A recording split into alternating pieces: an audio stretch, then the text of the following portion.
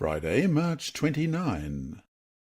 The book of Revelation concludes with what was introduced at the beginning, the second coming of Christ in power and glory, and the establishment of God's everlasting kingdom. The return of Christ, when he finally will be united with his bride, is the climactic point in the book. However, the book does not put these events in an unrealistic context. That Jesus is coming soon is the first reality. The second reality is that we are still here, waiting for his return. While waiting, we must have a clear comprehension of the messages of Revelation, and we can get this understanding by reading the book again and again until the end of all things comes. The messages of the book of Revelation constantly remind us, while we wait, not to look to the things of the world, but to fix our eyes on heaven and on him who is our only hope. The Christ of Revelation is the answer to all human hopes and longings amid the enigmas and uncertainties of life. He holds the future of this world and our future in his hands.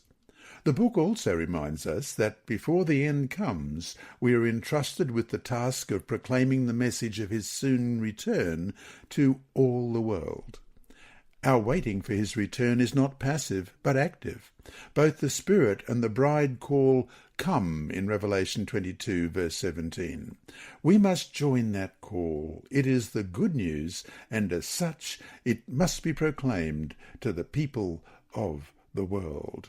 And that brings us to our two discussion questions for today. 1. Think about the millennium and the judgment of the unrighteous dead that occurs only after the millennium. The saved will have 1,000 years to get all their questions answered. Only then will God bring final punishment upon the lost. What does this truth reveal to us about God? And 2.